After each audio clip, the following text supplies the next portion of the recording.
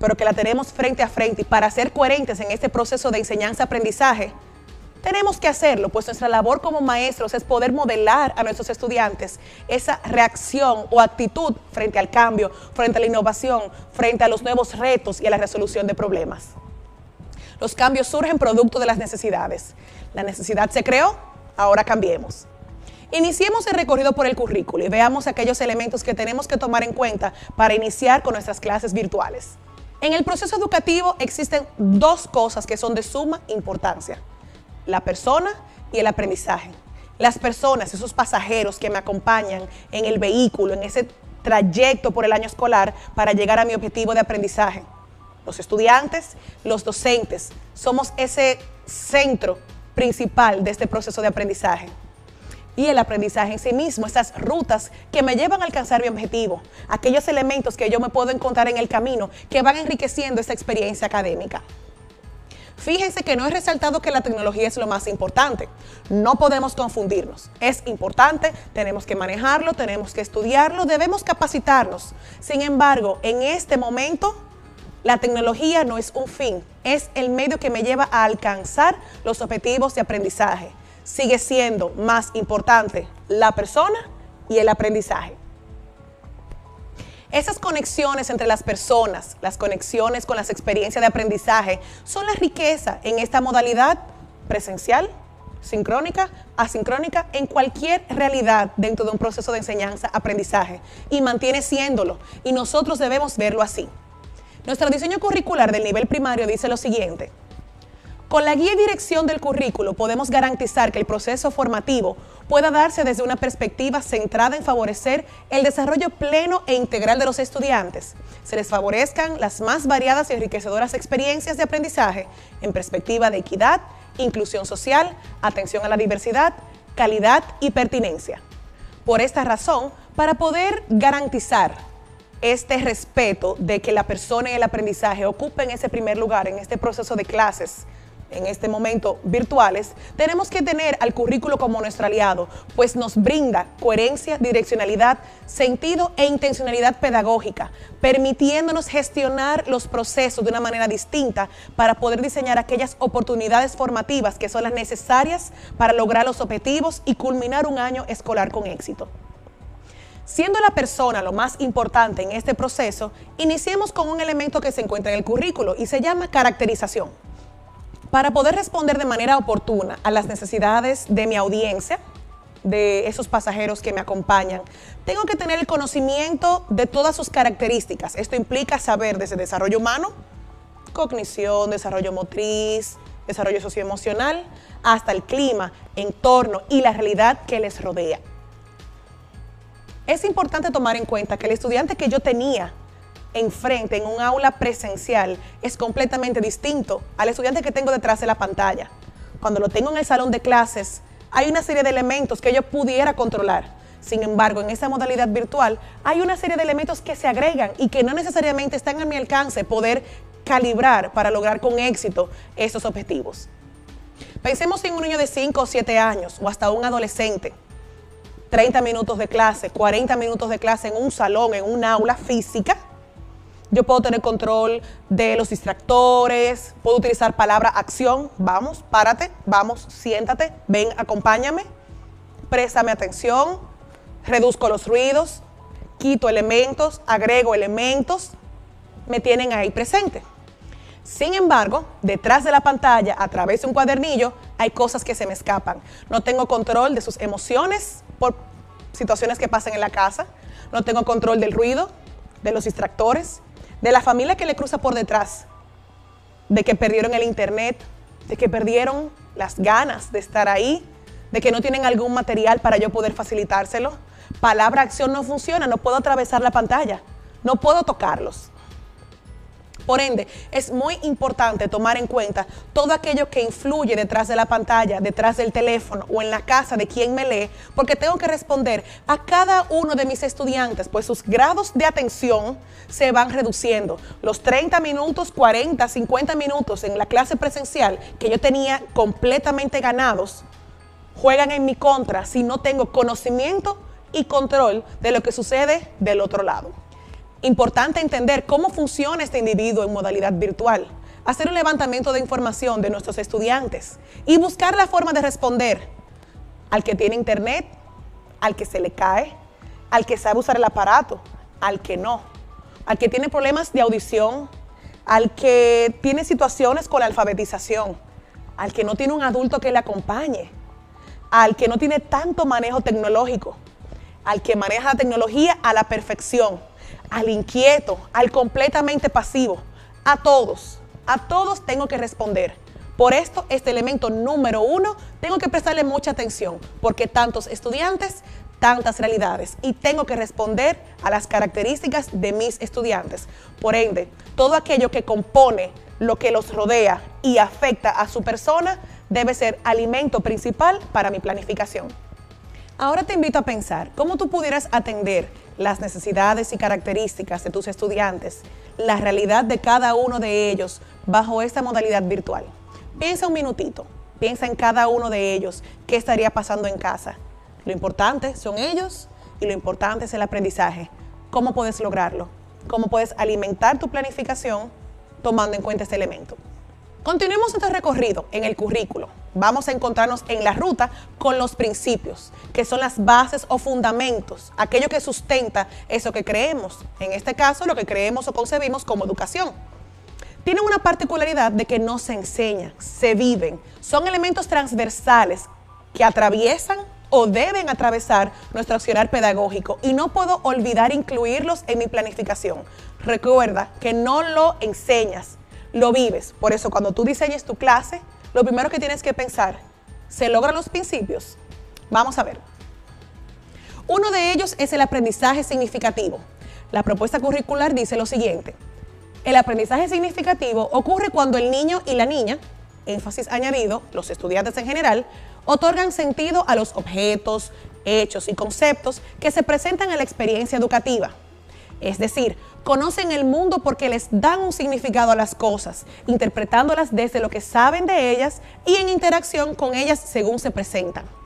Supone una interacción entre los conocimientos previos y los nuevos aprendizajes, lo cual depende de la motivación, experiencia y funcionalidad que les asigne cada niño y niña o estudiante, como de sus intereses y necesidades.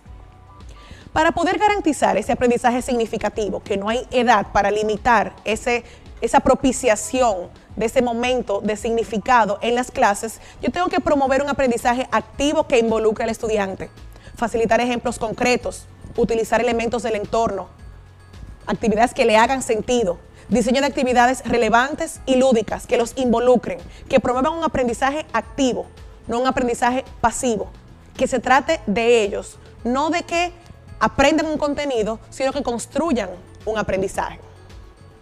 De manera más explícita, hay otros principios que me voy a permitir leer que se encuentran en la propuesta curricular del nivel inicial. Sin embargo, entiendo que a todos los niveles, sobre todo en esta situación que nos acontece, necesitamos abrazarlos para poder tomar esa radiografía de nuestras clases y buscar lo que sea posible para poder garantizarlo. Vamos a ver.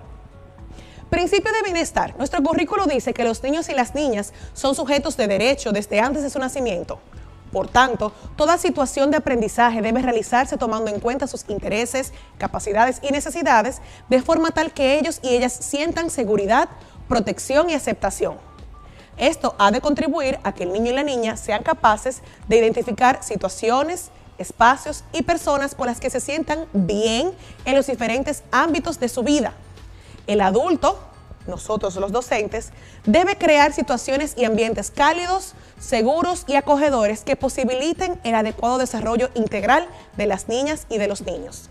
Esto es de responsabilidad garantizar el bienestar, en este caso emocional. A todos ha afectado las emociones por la pérdida de algún familiar, por el duelo de no estar en el salón de clases, de no poder salir, la ansiedad que genera esta situación. Nosotros tenemos que garantizar ese espacio dentro de nuestra clase para poder velar porque los niños se sientan cómodos. Los autores del libro La clase interactiva dicen lo siguiente: cuando estás relajado, controlas la información que tu cerebro guarda. Logras esa habilidad de regular ese ingreso de información. Cuando te sientes seguro y feliz, tu cerebro empieza a funcionar de una manera que te deja en completo control de todo. Cuando te sientes estresado, tu cerebro pelea con la nueva información, impidiendo que entre de manera adecuada y envía mensajes al resto del cuerpo para que la perciba como experiencia negativa. Entonces, esto no quiere dejar que el hecho de garantizar un entorno que logre que el niño sea feliz, que esté a gusto, que logre una conexión con su docente, con sus compañeros, que pueda sentirse en pleno bienestar, me ayuda en el aprendizaje, pues trabaja directamente con el cerebro y la información que estoy trabajando en ese momento de clase con mayor facilidad entra. Ahora, cuando yo no tomo en cuenta sus emociones y tengo un niño estresado, un niño aburrido, un niño con muchos problemas, abrumado, pelea con esa información y lo tengo en contra en mi clase, ya sea por una conducta o ya sea porque resiste ese proceso de aprendizaje. La información quizás no va a entrar. Entonces, tenemos que prestarle atención. En estos momentos, el garantizar el principio de bienestar puede ser nuestro motor para mejores experiencias de aprendizaje, para conectar con ellos, tomar en cuenta sus necesidades, sus realidades y poder ofrecer un entorno seguro, un entorno emocionalmente sano, donde ellos puedan sentirse felices y puedan encontrar en nosotros, sus docentes, un oasis en medio de este desierto. Y así poder también ayudarnos a alcanzar los objetivos. Pues como dijeron estos autores, nuestro cerebro juega a nuestro favor si nuestras emociones están reguladas. Principio de autonomía. Es el progresivo dominio de sí mismo y de sí misma que se desarrolla a medida que van ejercitando su voluntad y capacidades. Esto conlleva cierta libertad e identificación como personas. Al mismo tiempo que van adquiriendo ese dominio, debe irse generando conciencia de consecuencias y asumir responsabilidades consigo mismo y consigo misma y con las demás personas. A todo el mundo, cuando éramos pequeños, cuando íbamos creciendo, nos dijeron, pero tú estás grande, tú lo puedes hacer solo. Sin embargo, muchas veces, antes de ese comentario, nunca nos enseñaron a ser autónomos ni autogestionarnos. Esa es nuestra labor ahora. Ya no estamos allí para tenderle la mano, no le podemos sacar punta, no puedo sentarme ahora y hacer el trabajo por ellos. Tenemos la enorme oportunidad, gracias a Dios, de poder dejar en cancha de ellos ciertas responsabilidades y nosotros modelar e ir poco a poco demandando ciertas actividades que permitan desarrollar la autonomía y la autogestión. Le tengo que dar la oportunidad de actuar, le doy una retroalimentación oportuna, diseño esos espacios para que ellos puedan ser autónomos, dándole algo de información, lo que necesiten para poder ejecutar, dejarlos que ejecuten y yo estoy aquí para recibir ese trabajo que ellos están realizando. Por último, pero no menos importante, el principio de realidad. Dice nuestro currículo que las experiencias deben partir de la cotidianidad del niño y la niña, evitando la artificialidad y la formalidad externa para no perder la naturalidad y riqueza que tienen las actividades cotidianas de su entorno, las cuales deben ser utilizadas por él y la docente para favorecer los aprendizajes. Una vez más estamos tocando el tema del entorno, lo que rodea al estudiante, lo que le hace sentido. Pues entonces vamos a utilizarlo porque juega a nuestro favor. Usemos ejemplos concretos. Aprendizaje con sentido y relevancia. Por ejemplo, no es lo mismo, soy maestra de ciencias naturales. Hoy vamos a hablar del método científico y le explico cada uno de los pasos. Hablaremos del método científico y vamos a evaluar la estabilidad del internet de nuestras casas. Y vamos paso a paso del método científico. Les hablo de la hipótesis, de la observación y todos los siguientes pasos que vienen los van ejecutando con algo que les hace sentido. Si no aterrizo, si no utilizo ejemplos concretos, no puedo lograr un aprendizaje que ellos entiendan que es relevante. Y como están tan lejos de nosotros, es más difícil poder atraerlos, sobre todo si no les hace sentido. Te regalo unos minutos. Piensa en tu clase, en blanco y negro. Comienza a buscar elementos de la realidad, de la cotidianidad y busca formas de cómo garantizar el significado, la autonomía y la realidad en lo que escribes, en lo que dices, en lo que escuchas, en lo que planificas para ellos. ¿Cómo tú puedes permitir que desde tu clase esto se encuentre? Porque es lo que les hace sentido. Piensa en estas preguntas. ¿Por qué sería importante garantizar la presencia de estos principios en mis clases? ¿En qué me beneficia? De manera concreta, ¿cómo podría lograrlo? ¿Qué adecuaciones o transformaciones son necesarias para hacerlo? ¿Qué debo agregar? ¿Qué debo quitar? Examina tu clase. ¿Se encuentran los principios? No tienen que estar todos en una sesión de clase. No tienen que estar todos en una semana. Incluso me faltaron por mencionar. Pero vamos a pensar en concreto, vamos a hacer objetivos. ¿Cómo podemos durante el recorrido en esta ruta garantizar que los principios estén presentes? Primer consejo, sé intencional. Basta con tener la intención de lograrlo y lo vamos a alcanzar. Lo demás va a ir encajando. Siguiendo con nuestro recorrido, no podemos olvidar que estamos trabajando con un currículo orientado a competencias.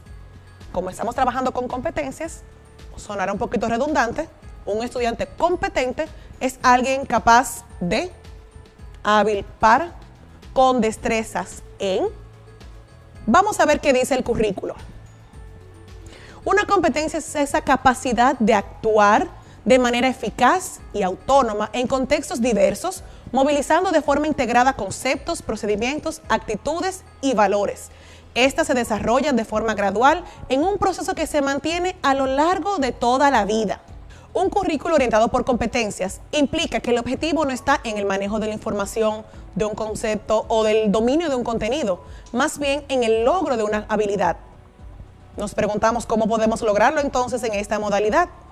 Pensando, número 1, que diseñamos actividades para que se logren habilidades para la vida. Tener claro la competencia que quiero desarrollar, cuál es ese indicador de logro, pensar en qué herramientas van a complementar mi clase y me van a apoyar a alcanzarlo y cuáles serían las evidencias de aprendizaje. Además, tenemos que ser conscientes de la realidad que vivimos hoy en día. ¿Qué tenemos? ¿Qué no tenemos? ¿Con qué contamos? ¿Con qué cuenta el estudiante? Pues nosotros tenemos que velar por el logro de esas competencias y tener claros que tiene que haber una acción por parte del estudiante. Tengo que escoger sabiamente las competencias primordiales para poder incluirlas en mi trabajo y que esta modalidad me permita desarrollarla. Piensa en una competencia que trabajas en alguna de tus clases y comienza a enlazarla con cada uno de los elementos que vamos a ver.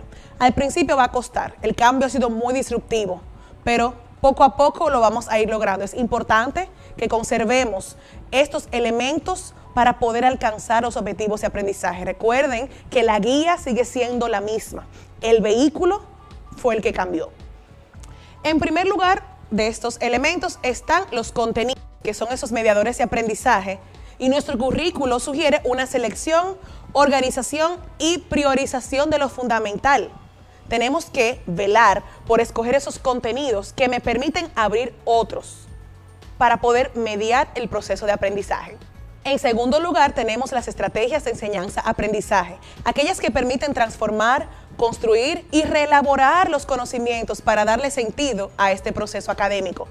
Aquellas metodologías de aprendizaje que promuevan el aprendizaje significativo, autónomo, colaborativo y que son adaptables a cualquier modalidad, sea físico o sea virtual, sea sincrónico o asincrónico. Sus bondades no se limitan al tiempo, al espacio o al grado. Ejemplos de estas estrategias: aprendizaje basado en proyectos, aprendizaje basado en problemas, métodos de casos, clase invertida, gamificación.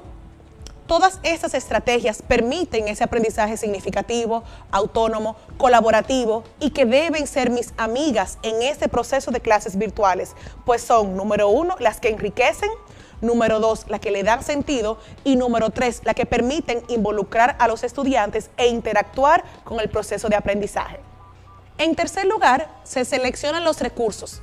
Depende de qué tan claros nosotros estemos en lo que queremos lograr, lo que queremos que el estudiante haga, lo que queremos nosotros hacer, los entornos con los que yo cuento, sincrónico o asincrónico. Con todas estas preguntas respondidas, entonces puedo recurrir a qué herramientas complementan mi planificación, cuáles estrategias funcionan con qué herramientas, cuáles son compatibles, cuáles no, en qué momento sería pertinente, en qué momento no. Pero lo primero que tengo que tener claro es hacia dónde voy, con qué cuento y con qué cuenta el estudiante. Finalmente, las evidencias de aprendizaje. Tener claro hacia dónde van los estudiantes, qué van a lograr. Ese debe ser mi objetivo, ese es mi punto de partida para planificar. Yo planifico de adelante hacia atrás. Comienzo con el fin y voy dando pasos hacia atrás para poder diseñar mi planificación.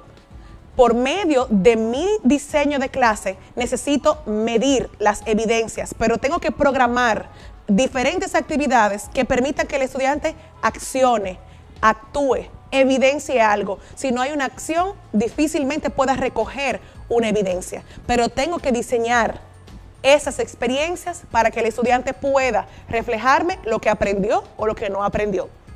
¿Ven cómo cada uno de esos elementos se relaciona y guardan relación entre sí? Piensa en tu clase. Vamos a ver cómo puedes ir encajando cada una de esas piezas para que vayan guardando sentido, como partes de la realidad de tus estudiantes. Los principios, qué papel jugarían. Selecciona las competencias fundamentales, los contenidos, las estrategias, los recursos, la evaluación. ¿Cómo puedes ir enganchándolo y que quepa en esta modalidad? Recordemos que el rol del currículo, de manera presencial, virtual, sincrónica, asincrónica, remota, sigue siendo el de guía. Tengo que conocer mi mapa de punta a punta, pues ese conocimiento es el que me va a permitir saber qué calle tomo, qué atajo, cuando viene una curva cerrada, cuando vienen los reductores de velocidad, cuando hay una calle de una sola vía, y así pensar con tiempo cómo reacciono y cómo respondo a la necesidad de mis estudiantes. El vehículo en el que me acabo de montar, nuevo, incierto, no lo sé manejar, vamos a aprender a manejarlo, porque es el que me va a permitir la estabilidad en ese recorrido.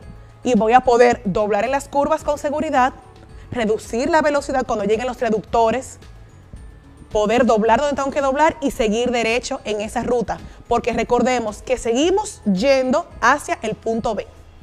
Ahora, ¿qué nos toca a nosotros? Tomar el currículo en nuestras manos, tomar ese mapa, esa guía, conocerlo de principio a fin.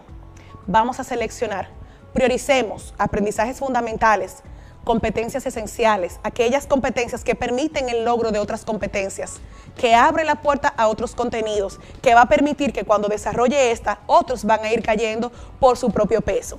Priorizar aquellas que permiten construir otros aprendizajes, fortalecer habilidades emocionales y responder al contexto inmediato. Todo esto mediante la integración de los contenidos que promuevan un aprendizaje integral y multidisciplinar, y asegurar que el proceso de aprendizaje sea lúdico y relevante. Los quiero dejar con esta frase de Julio Cavero que dice: las tecnologías, independientemente de lo potentes que sean, son solamente instrumentos curriculares y, por tanto, su sentido, vida y efecto pedagógico vendrá de las relaciones que sepamos establecer con el resto de los componentes del currículum, independientemente del nivel y acción formativa a la que nos refiramos. Y es que su verdadero potencial surge cuando los concretamos como mediadores de aprendizaje. Julio Cavero lo dice bastante bien. Recordemos que cuando conocemos el currículo, cuando utilizamos ese instrumento curricular, la tecnología me permite darle vida, pero parto de mi guía, parto de mi mapa, parto de esa instrucción que es la que me da la luz para llegar de punto A a punto B. Tarea. Tenemos una asignación para el siguiente encuentro. Tomen notas. Deben identificar la asignatura que quieren trabajar en modalidad virtual, elegir un tema, una unidad, un eje temático. De ese tema, redactar cuál sería la competencia, los indicadores de logro, los contenidos. Identificar algunos recursos educativos que usted conoce